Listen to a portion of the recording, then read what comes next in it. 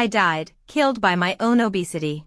Ethan Young, my husband, effortlessly inherited my entire estate and remarried a new woman. He said their hardships had finally paid off. When I opened my eyes again, I'd been reborn. Live streaming myself devouring greasy pork belly. Ethan was busy playing the dutiful assistant, while my mother-in-law eagerly replenished the fatty meat. I flipped the plate over and declared to the camera, "Listen up. Guys, Jade's going on a diet starting now. Everything stolen from me in my past life, I'd make them repay tenfold. Sweetheart, sweetheart. Eat up. Why are you spacing out? The fans are watching." Ethan's urgent voice snapped me back. Dazed, I stared at the half-eaten pork dripping grease in my hand. Raising my head, I locked eyes with Ethan. Impatient, he pressed, "Come on. Eat the fattiest piece, the viewers want a show." My mother-in-law hovered nearby with a heaping platter of glistening fat, ready to refill my plate the second it emptied. On screen, my bloated face, eyes reduced to slits, chin shiny with oil, drew its usual barrage of comments, disgusting. A whale guzzling lard. LMAO. I'm a funeral musician, keep eating. You're my best client. Jade. More pork. We live for this. The familiarity of the scene jolted me. Heaven had granted me a second chance. I'd been reborn 6 months before my death. Memories of my final moments flooded back, acute heart failure from obesity. Ethan parading his mistress Nina Johnson at my deathbed. Sleek-haired and wasp-waisted. She'd stared down at me with triumphant eyes. Ethan had leaned close, whispering sweetly, "Don't worry about me, sweetheart. Nina's waited years for this. Our wedding's already planned, you'd want us to be happy. Right?" He'd kissed my forehead, then discreetly wiped his eyes with a handkerchief, playing the grieving widower flawlessly. My chest burned with resurrected rage. These people, this food, everything repulsed me. Slamming the plate, I announced, "That's it. Jade's getting fit. Stay tuned if you care." The comments shifted instantly, "Do it. Finally prioritizing health. Rooting for you." I smiled. Ending the stream. The real storm was coming. True enough. My mother-in-law shrieked as pork grease splattered her blouse, her kindly facade shattering. "You ungrateful, Jade Anderson. How dare you? After all the good food and care I've given you every day. It's like feeding a dog. And now you have the nerve to push your luck. With that bloated hog look of yours. What else can you do besides eat?" I couldn't be bothered with her. A simple test had already revealed her true colors. The sudden turn of events left Ethan stunned, a shadow flickering in his eyes. Quick-witted and adept at deception, he immediately shot his mother a look. The insult poised on my mother-in-law's tongue was swallowed back. Ethan suppressed his anger and put on an affectionate facade. Stepping over the mess, he gently rubbed my back and asked softly, "What's wrong today? Honey? Are you upset? Why such an outburst? You gave us quite a scare." "See?" Mom lashed out because she was startled. "Don't take it to heart." My mother-in-law snapped to attention, forcing a smile. Yes. Yes. It was just a scare. I'll clean up. You two talk things out." When it came to manipulating me, she'd always deferred to Ethan. Ethan's touch nauseated me. I shifted away and said flatly, "Nothing. I'm just disgusted with myself. I don't want to eat anymore. I want to lose weight." Ethan looked startled. "But you've been eating fine. Our followers keep increasing. The earnings are coming in, everything's looking up. Why? Honey?" I sat on the couch and met his gaze. "Because I'm sickened." It was the first time I'd openly defied him. I wondered how long his patience would hold. "Sickened? Are you ill? Let me take you to the doctor." Ethan sat beside me, pressing a concerned hand to my forehead. "No fever. No illness. I just want to stop eating and live normally." "Honey, we can't do this. Our fans are waiting.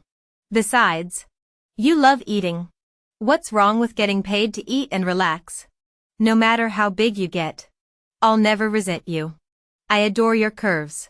He punctuated this with a saccharine kiss on my chubby cheek. I knew his sweetness masked utter contempt. In my past life, I'd fallen for his traps, wallowing in his honeyed lies until he ballooned me from slightly plump to 200 pounds within 2 years of marriage. But I resent it. I don't need the money. Even if I never lifted a finger again, my inheritance would last lifetimes. Why endure online hate? I emphasized inheritance to warn him against overplaying his hand. Predictably, he backtracked. Of course, darling. Whatever you say. You'll always be beautiful to me. His tender smile and handsome face made it hard to believe a demon lurked beneath. I retreated to our room. Rebirth defied logic. But here I was. This time, I held the power. Whether Ethan dropped the act or escalated, I'd be ready. Outside, muffled curses and whispers between mother and son drifted in. Their anger reassured me, silence would have been far more terrifying. At bedtime, Ethan brought his usual glass of milk, urging me to drink. I took a sip and set it aside, claiming it was too hot. His eye twitched. I know milk helps me sleep. I added quickly. Guess I'm addicted, can't drift off without it now. Ethan smiled, stroking my hair. Don't wait up. I'll join you soon. I fought the urge to recoil. He headed to his study, claiming his nightly self-improvement ritual. I didn't suggest separate rooms, not wanting to raise suspicions. Not that intimacy was an issue, he'd always been respectful, reserving affection for calculated touches. Now I understood, every embrace was a performance. Back then, I'd naively believed this proved his virtue, excusing every red flag. Sniffing the milk revealed nothing unusual. But I stayed cautious. I poured some into an empty cosmetics bottle and flushed the rest. That night, I awoke unexpectedly. Ethan's side of the bed remained empty, the door slightly ajar. A faint glow seeped from my mother-in-law's distant room, accompanied by urgent whispers. Barefoot, I tiptoed around the living room clutter, creeping closer. The dead silence amplified their whispers. My mother-in-law hissed. I'm boiling mad today. This is all your fault for spoiling her. Mom, we need to play along. Our future depends on her cooperation. We'll keep sweet-talking her until we transfer her parents' assets. Once they're in her name, but Ethan. Jade refused the fatty meat today. What about the 20 pounds still frozen? Our whole plan, Ethan scoffed. Relax. Mom. Jade's failed every diet she's tried. Give her 3 days max before she's stuffing her face again. That hog'll eat herself to death eventually. Lower your voice. Chill. The sleeping pills in her milk worked like always. Jade's dead to the world. My nails bit into my palms. Should I cook the lard tomorrow? Play nice. We'll switch tactics. I've got a dozen ways to handle that moron. Go back to your room now. Let me tuck you in first. Can't stand looking at that blubber mountain tonight. I slipped away before retching. The mattress dipped hours later when Ethan returned. He flicked on the nightlight, poked my shoulder, then sneered. Disgusting whale. Could drown you in the harbor and you'd snore through it. He slept facing the wall, sheets untouched. Dawn found me dressed. Ethan blinked in surprise. Jade. Why up so early? Sleep in. Mom'll make your pancakes. His Oscar-worthy concern almost impressed. New diet starts today. I'll handle my meals. His kiss reeked of deceit. Don't push too hard. Sweetheart. The gym consultants descended like vultures when I waddled in. I slapped down my card. Money's no object. Make me human again. 10 grand bought customized held metabolic testing. Fat calipers pinching folds. Trainers salivating over my unlimited package. My final stop? Electronics store. Surveillance cameras. Top of the line. Let them scheme. This time, I'd be watching. Tomorrow is the first day of the lunar month. Following my mother-in-law's tradition, she'll inevitably visit the temple to burn incense and stop by her daughter's family on the way. With the round trip, we won't get home until evening, the perfect timing for installation. This magical device means I no longer need to eavesdrop secretly at night. with ample time left. What comes next matters most. As an only child, my parents built substantial wealth through stock trading and real estate investments. They initially disapproved of my marriage to Ethan, skeptical of his small-town background and questioning his motives. But Ethan's humble gestures and my persistent pleading eventually won them over. They let me choose my favorite property from our multiple real estate holdings as our marital home and deposited $2 million into our joint account as seed money. Though the 4-bedroom apartment remained under my father's name, "You kids just live there, it'll be yours eventually," they'd say. Wisely protective, Ethan repeatedly hinted about transferring the deed to me, claiming it'd make the place feel more like our home. I brushed it off, figuring we'd handle the paperwork after having children. Our newlywed life began blissfully. Ethan transformed overnight into the envy of our social circle, living the affluent dream. He coaxed me to quit my job, insisting I enjoy life as a lady of leisure. Seduced by his arguments about starting a family while my parents were still young and active, I gradually warmed to the idea. Yet whenever I brought up children, Ethan would deflect with romantic notions of prolonging our honeymoon phase. Mistakenly, I interpreted this as devotion. He took over the kitchen, crafting elaborate meals daily. Being naturally prone to weight gain, I ballooned rapidly. My concerned parents urged moderation and exercise, but I laughingly dismissed them. This was love-induced chub, I teased. One memorable evening, Ethan presented me with a succulent pork knuckle, carving himself a modest slice while placing the entire roast before me. "Darling, you've got to gnaw on it properly to savor the flavor," he urged, eyes twinkling. "Wouldn't that look barbaric?" I hesitated. Nonsense. I'd never judge my adorable wife. Trust me, I used to devour these straight from the bone. Pure bliss. His affectionate persuasion won me over. As I demolished the meat with abandon, he filmed my unbridled feast, later uploading the clip without my knowledge. The video went viral overnight, gaining tens of thousands of followers.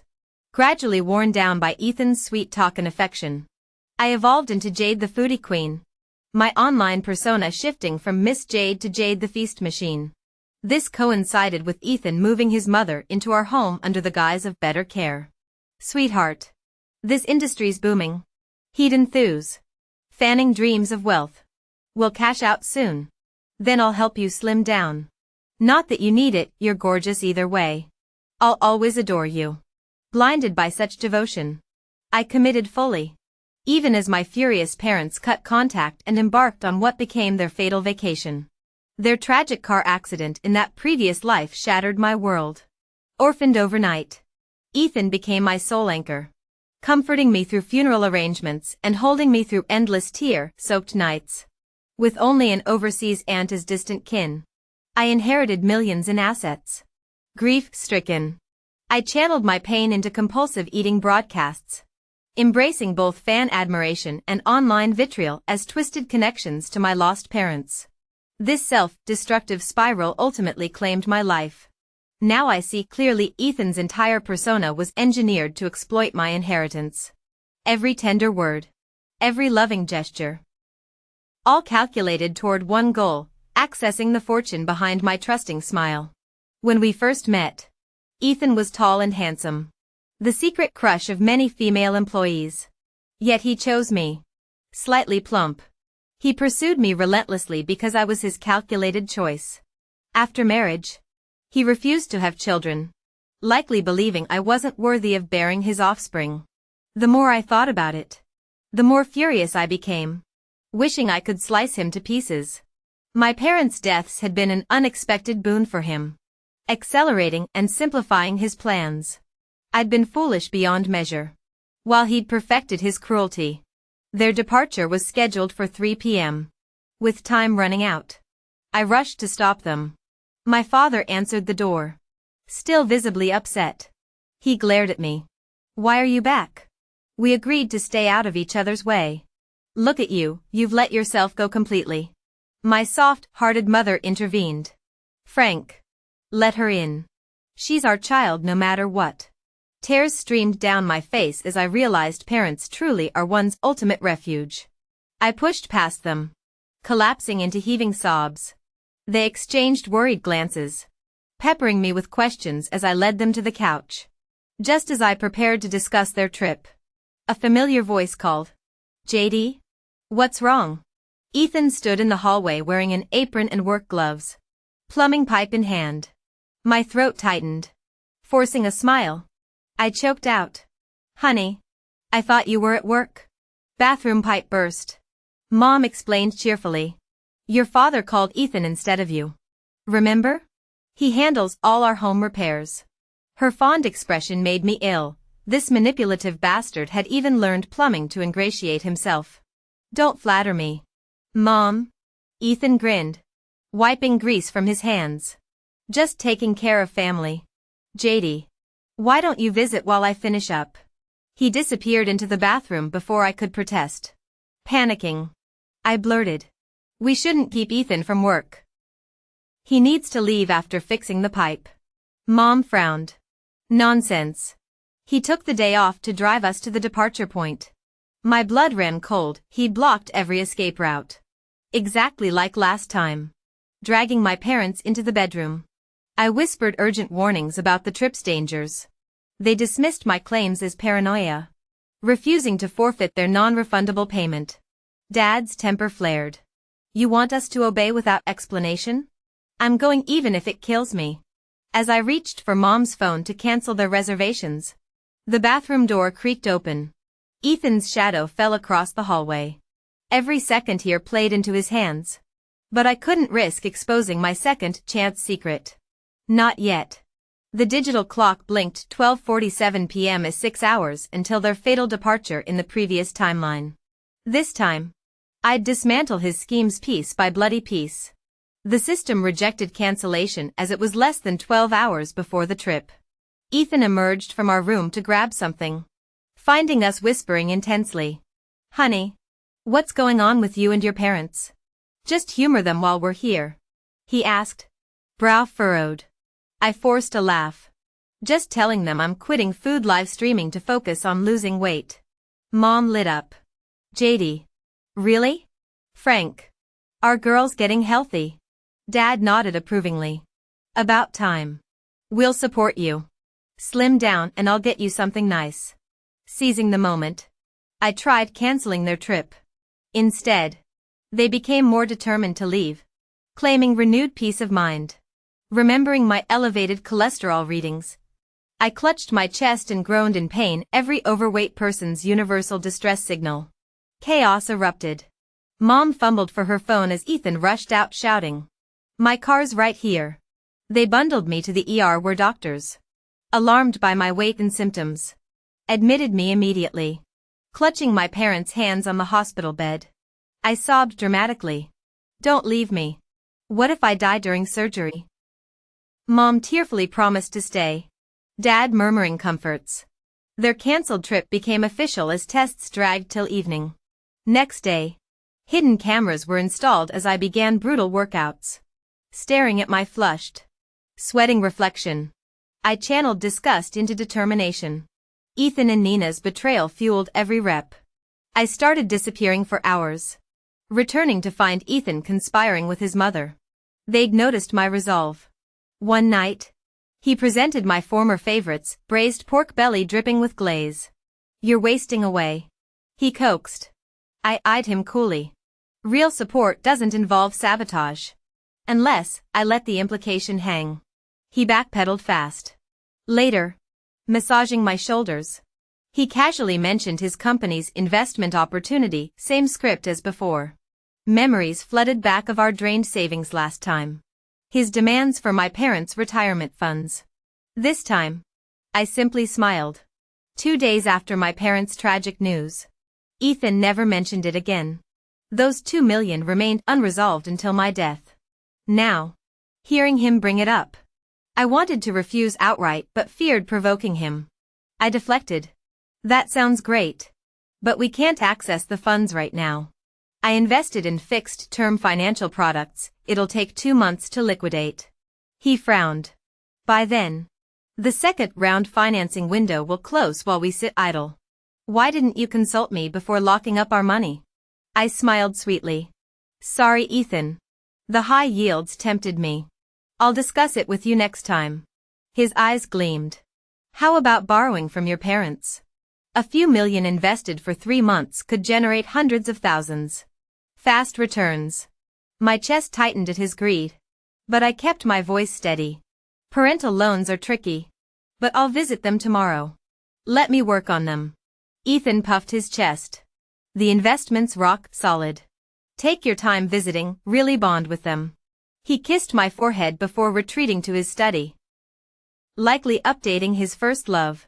Let them celebrate, their reckoning approached. At dawn, I left for my parents' house while Ethan breakfasted. Reviewing home security footage later, I watched him depart beaming, telling his mother, "Mom, since Jade's gone, cook festively tonight. I'll introduce your real daughter-in-law." The hag cackled. About time you made things right with Nina after all these years. Rage blurred my vision. Their audacity, demoting me. The lawfully wedded wife. To usurper? Ethan's afternoon call came as expected. Staying over to cement the loan deal. I confirmed. His cheerful "I love you, Jade" rang hollow. Evening surveillance showed Ethan escorting Nina through our home. The stylish blonde gushed. This mansion. We'd need decades to afford this on our salaries. Patience, darling. His arm encircled her waist. Soon it'll be ours. They critiqued my decor, remodeling walk-in closets. Replacing bedroom drapes. Converting guest rooms to nurseries. Nina pressed against the floor to ceiling windows. The garden view's divine. Why wait? Ethan nuzzled her neck. The house is ours tonight. Their passionate embrace against the glass turned my stomach. Later, they defiled my marital bed. Post-coital. Nina purred. You haven't touched the whale recently. Have you? Ethan sneered. I'd rather die thirsty than endure her blubber. You're my only addiction. Their laughter echoed as I saved every incriminating frame. Let them scheme, their financial house of cards would collapse soon enough. Every kiss. Every greedy whisper strengthened my legal dossier.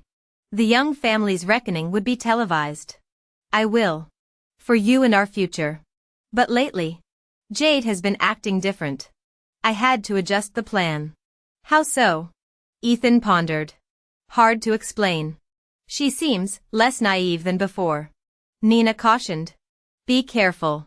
If she discovers anything, we're in trouble. Don't worry, darling. I've got a straightforward solution. We just need airtight planning and multiple contingencies. Ethan's eyes glinted dangerously.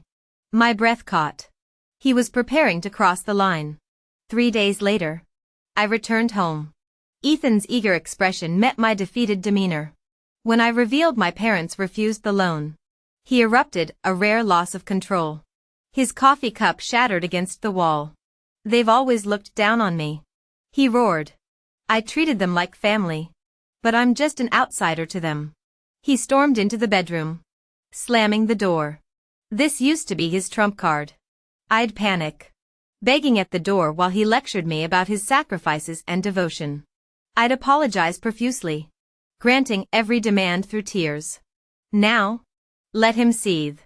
I lounged on the sofa watching comedy reruns until his mother struck my head. Jade. You lazy cow. Your husband's upset and you're laughing? The mask slipped, her son's warnings forgotten in maternal fury. I loomed over the shriveled woman, enjoying my hospitality. Hag? Touch me again and you'll be homeless by sundown. She crumpled theatrically. Ethan. Your wife's attacking me.